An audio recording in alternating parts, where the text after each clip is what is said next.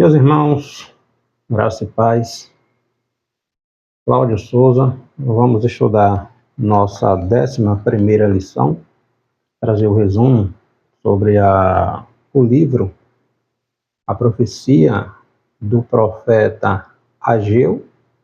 Um profeta, ele profetiza após o cativeiro. Ageu é um dos 3 profetas que tem seu ministério profético depois do retorno do povo hebreu do cativeiro babilônico. O título da 11ª lição, Ageu, o profeta da restauração.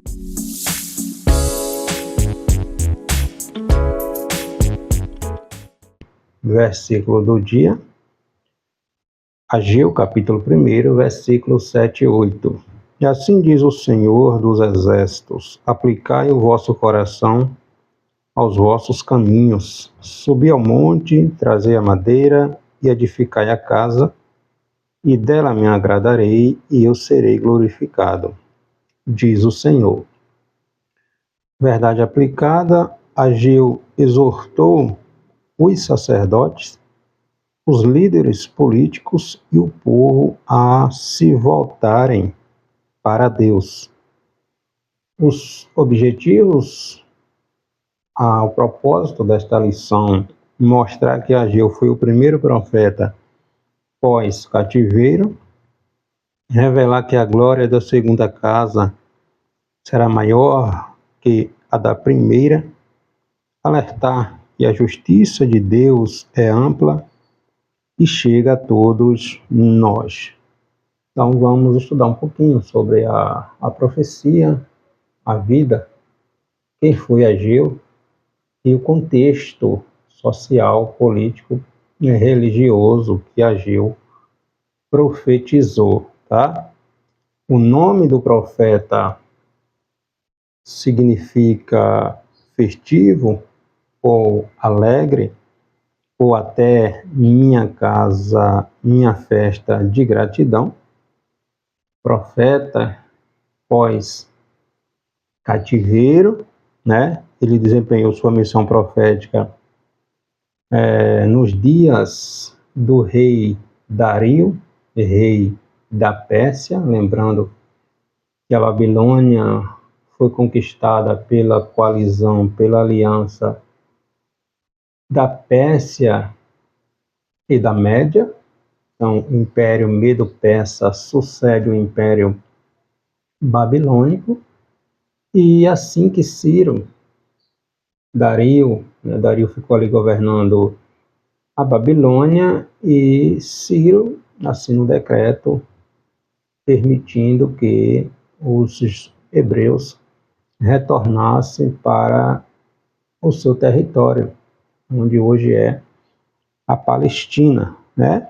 Então, posteriormente, aos 70 anos do cativeiro, profetizado por Isaías, profetizados por Jeremias, após o cativeiro, após a conquista do reino babilônico pelo Império Medo-Persa, Ciro permite que os judeus retornem para o território de Israel para reconstruir a cidade de Jerusalém e reconstruir os muros. É nesse contexto, quando o povo já está em Jerusalém, que Deus chama Ageu para profetizar naquele contexto ali. Então, Ageu, ele é o autor do livro, né, que leva seu nome. O livro tem apenas 2 capítulos e 38 versículos, assim como Ageu, Zacarias e Malaquias são os outros 2 profetas que Deus chama para profetizar após o cativeiro. A data da profecia de Ageu está ali aproximadamente entre os anos 520 antes de Cristo. O tema do livro do profeta é a reedificação do templo, tá? Ageu, ele é mencionado no livro de Esdras. Esdras capítulo 5, versículo 1, bem como no capítulo 6, versículo 14, tá?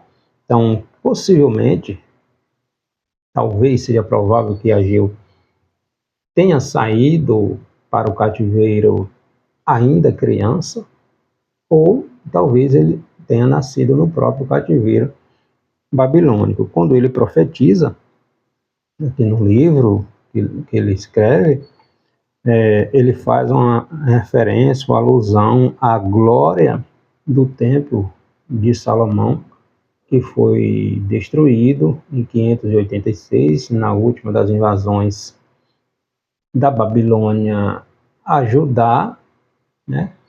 A última das invasões que culminou com o cativeiro, e ele faz essa alusão, né?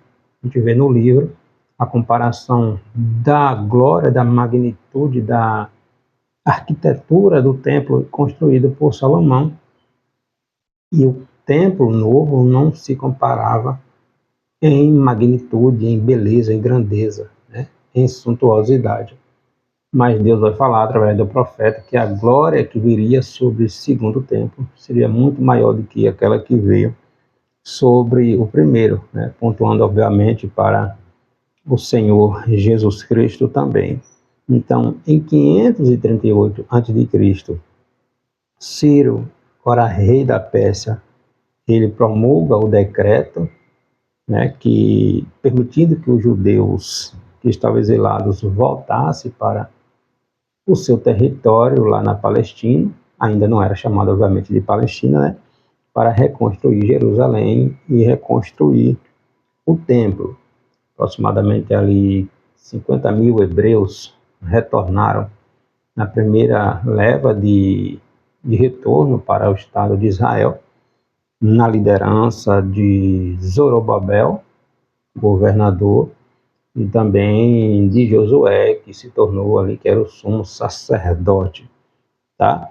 Então, aproximadamente 50 mil hebreus retornaram, né? Eles haviam ali chegado no território, iniciado ali, colocado os alicerces do templo, e logo enfrentaram, quando eles se empenharam ali em reconstruir o templo, que colocaram as bases do alicerce, houve a interferência dos samaritanos.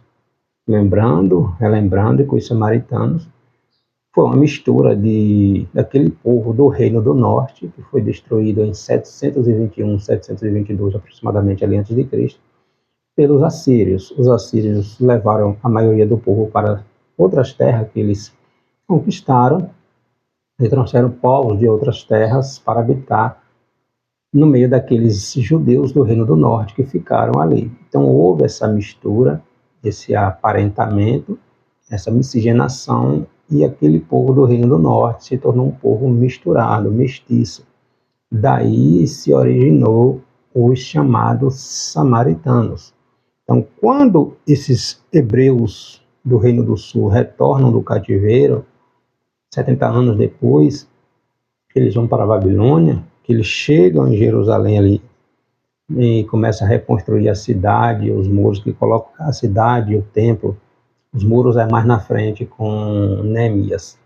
Então, eles começam a reconstruir a cidade e o templo e colocam os alicerces do templo, do novo templo que seria construído. Estes samaritanos, juntamente com outros povos que habitavam ali ao redor, foram impedir, se tornaram opositores fisicamente, né, da reconstrução ali do templo.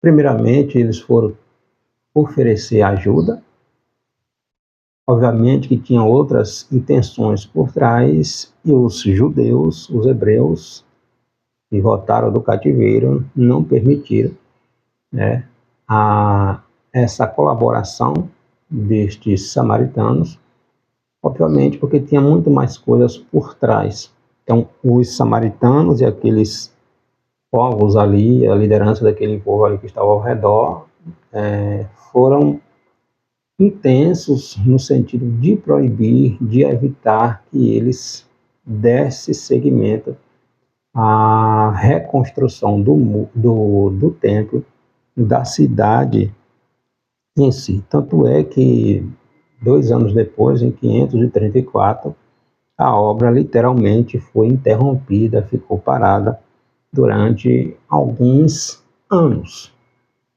Enquanto a obra ficou parada, os hebreus empenharam em reconstruir suas vidas, suas casas, suas moradias, seus comércios, em organizar a sua vida, e deixaram o templo, a obra do templo, parada.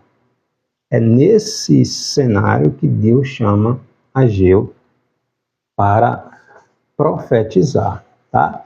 Então, o propósito da mensagem, da profecia de Ageu é exortar Zorobabel, que era o governador, bem como Josué, que era o sumo sacerdote, a liderança, tanto política como religiosa, dos judeus que voltaram do cativeiro, a mobilizar o povo para continuar a reedificação do templo e também motivar o povo a reordenar suas prioridades para a obra da casa de Deus, pois havia sido deixada de lado e o povo estava vivendo a sua vida e ignorando a casa de Deus, a obra da reconstrução do templo, o lugar de adoração, tá? Então é nesse contexto aqui que Deus chama Ageu para profetizar. O texto bíblico de referência desta nossa 11ª lição está no capítulo 2 do livro de Ageu, versículo 23, que diz assim: Naqueles dias, diz o Senhor dos Exércitos, te tomarei, ó Zorobabel, filho de Sealtiel, servo meu, diz o Senhor, e te farei como um anel de selar, porque te escolhi, diz o Senhor dos Exércitos. Zorobabel, o governador, ele entra na genealogia de Jesus. Jesus descende de Zorobabel, também um descendente do rei Davi. O primeiro tópico da lição, falando sobre a biografia do profeta Ageu, o primeiro profeta pós-cativeiro, e o destinatário da mensagem do profeta. Então, Ageu, ele é o autor do livro, né, que traz aqui o seu nome, um dos profetas menores. Não há qualquer citação sobre quem foi ele, além do que é dito aqui no seu livro. E ele foi o primeiro, né, dos 3 profetas pós-exílio a profetizar, a ser chamado por Deus para profetizar ao povo quando chega ali em Jerusalém. Entre os 12 profetas menores, né, somente ele, Zacarias e Malaquias profetizam, quer dizer, 9 dos 12, somente 3 profetizam, ou 3 dos 12, somente esses 3 são profetas chamados para profetizar após o retorno dos hebreus do cativeiro, né, babilônico, que durou ali 70 anos. Então, depois do decreto de Ciro, governador do reino que chega ao poder, né, o reino Medo-Persa, primeiramente, os judeus retornam com a permissão de Ciro, retornam para Jerusalém, para o território ali de Israel, trazendo, né, muito ouro, muita riqueza, inclusive os utensílios do templo de Jerusalém, que Nabucodonosor, né, levou para a Babilônia, quando destruiu o templo. Esses utensílios retornam, né? Os hebreus voltam, trazem esses utensílios e a bênção, obviamente, do governador do Império Medo-Persa para reconstruir, para retomar a vida normal, né, a reconstrução do templo ali em Israel. Lembrando também que a Babilônia, ou Israel, estava sujeito ao governo ou ao reino medo-persa. Depois do cativeiro babilônico, os hebreus ficaram sujeitos ao governo babilônico, ao governo medo-persa, ao governo grego. Depois do período do reino da Grécia, teve uma revolta ali dos macabeus, onde Israel se viu livre ali aproximadamente entre 60, 70, 80 anos aproximadamente. Mas logo depois vem o Império Romano subjugando novamente. Então, literalmente, os hebreus, após a ida para o cativeiro em 586 a.C., nunca mais ficaram livres, né? Tanto é que em 70 depois de Cristo, o templo foi destruído novamente, totalmente. Os hebreus, os judeus precisaram fugir, abandonar, partir pelo mundo, né, para salvar suas vidas. Somente agora, né, no nosso século, em 548, né, em 1548, foi que o Estado de Israel foi reconhecido novamente como um Estado independente, como um país independente. Então, em 70 depois de Cristo, né, mais de 2000 anos aí os hebreus, os judeus viveram pelo mundo sem uma nacionalidade, sem ter um lugar para dizer aqui é minha casa, aqui é meu país, aqui é minha pátria. E isso iniciou, né, esse domínio estrangeiro sobre os hebreus, iniciou desde 586 a.C., com a leva deles para a Babilônia, tá? Então, Zorobabel, ele foi o líder político, né, que conduziu o povo de volta para Jerusalém, né, para o estado ali de Israel, juntamente com a liderança religiosa que foi o sumo sacerdote Josué. A profecia de Ageu é direcionada primeiramente a eles, a esses dois, está no capítulo 1, versículo 1, pois eles eram a liderança, né, do povo que retornou. Então, Zorobabel era o responsável pelos assuntos civis da terra de Judá, sob a liderança ali dos persas, do Império Medo-Persa, né? E Josué, sumo sacerdote, ele tinha a responsabilidade de conduzir o povo nos assuntos religiosos. O segundo tópico da lição: inicia-se a reconstrução do templo. Ageu proclama o povo a sair da inércia e a glória da segunda casa. Ageu, ele inicia sua profecia apontando para o povo de Judá que estava em débito com o Senhor. Como já pontuei, quando eles lançam as bases ou alicerce do templo, há o levante dos samaritanos, daqueles povos que moravam ali ao redor, e depois de muita contenda, a obra é parada. Em 534, a obra é parada. Os judeus vão cuidar de suas vidas porque teve esse problema. Só que a questão é que eles acabaram deixando de lado, aproveitaram essa oportunidade, deixaram de lado a reconstrução do templo e foram cuidar das suas vidas. Aí Deus chama o profeta para alertar o povo desse erro, desse desvio, deixando a casa de Deus em segundo plano. Embora os judeus tivessem adquirido recursos satisfatórios, a gente vê isso lá em Esdras, capítulo 1, versículo 2, e contasse com o apoio do rei da Pérsia, né, para começar as obras da reconstrução do templo. Quando a obra foi interrompida devido à oposição dos samaritanos, eles usaram parte desses recursos para reedificar, reconstruir suas vidas, suas casas, e deixaram a obra de Deus em segundo plano.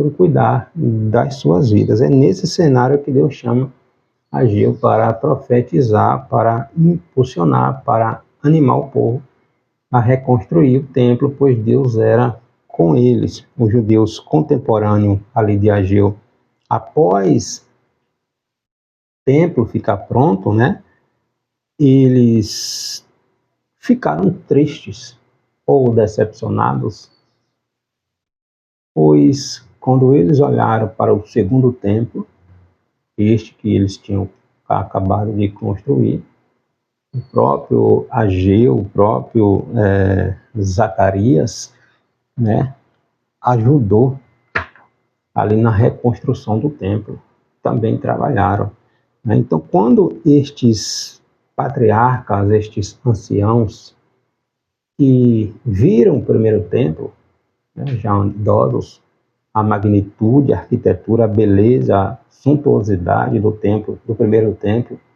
que Salomão tinha construído, e olhando para o segundo, não tinha comparação em tamanho, em beleza, em formosura. E isso levaram eles a ficar tristes, né?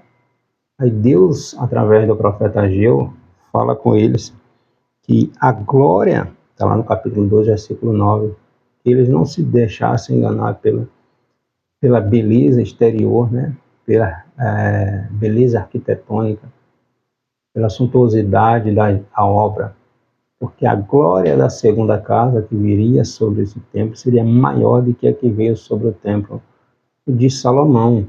E é sobre esse templo que Jesus entra, é nesse templo que Jesus entra. Obviamente Herodes estava reformando, né, esse templo lá no templo de Jesus. Mas é nesse templo que Jesus entra, né? Jesus ensina, ele estava em reforma por parte de Herodes. Aí a gente vai ver no capítulo 1, versículo 8, Deus falando para o povo através da mensagem, através de Ageu. Sobe ao monte, trazei madeira, edificai a casa que é o templo, né? E dela me agradarei e eu serei glorificado, diz o Senhor. Aí no capítulo 2, versículo 8, Deus diz, minha é a prata, meu é o ouro, diz o Senhor dos Exércitos. Então, Deus está animando o povo, dizendo, vocês estão deixando de lado o que é prioridade e cuidando de coisas secundárias. Por isso, vocês plantam, vocês fazem, é como se estivesse colocando o ganho de vocês em sacos furados, em coisas velhas, porque vocês fazem, se intensificam, insistem, investem, trabalham, tal, mas não veem o resultado. Por quê? Porque vocês estão priorizando a vida de vocês e esquecendo do principal, que é as coisas de Deus. A gente vê isso Jesus falando lá em Mateus, capítulo 6, versículo 33. Buscai primeiro o reino de Deus, e as demais coisas Deus vai acrescentando na nossa vida, tá? E finalizando aqui, a importância de um líder, a descendência do Messias, e nossa prioridade deve ser sempre as coisas de Deus. Então, o profeta Ageu, ele profetizou durante o período ali de apatia do povo, durante o período pós-exílio, novamente, quando começa a reconstruir o templo e ao levante ali dos samaritanos. Na profecia de Ageu, há uma grande esperança de que, aqui uma referência ao próprio Cristo, quando diz que o desejado de todas as nações, o descendente de Davi, haveria de apacentar sua glória e a paz ao povo de Deus. Ageu capítulo 2, versículo 7 e 9, é uma referência ao próprio Jesus Cristo, né? E Zorobabel, o líder que Deus levantou para guiar o povo, para administração ali política, civil, ele era um descendente de Davi, né? Alguns estudiosos dizem que ele até tipifica o Cristo, né? ali naquele contexto, e Jesus também vem da descendência dele, né? Ele entra lá na genealogia do Senhor Jesus Cristo, tanto registrada por Mateus, no capítulo 1, versículo 12, quanto por Lucas, também na genealogia do Senhor Jesus Cristo, Lucas capítulo 3, no versículo 27. Então, o livro A Mensagem de Ageu nos apresenta essa mensagem de advertência a priorizar as coisas de Deus, de que não podemos nos descuidar das coisas de Deus. O discípulo o cristão, ele precisa estar sempre revendo a prioridade. O que é prioridade na vida nossa? A gente está colocando Deus e o seu reino em segundo plano, no fim da fila, ou em primeiro lugar? Então, primeiro vem o reino de Deus, a sua vontade. E Deus não deixa faltar, né? Ageu, ele reitera que a prosperidade de Judá só viria após o povo rever suas prioridades.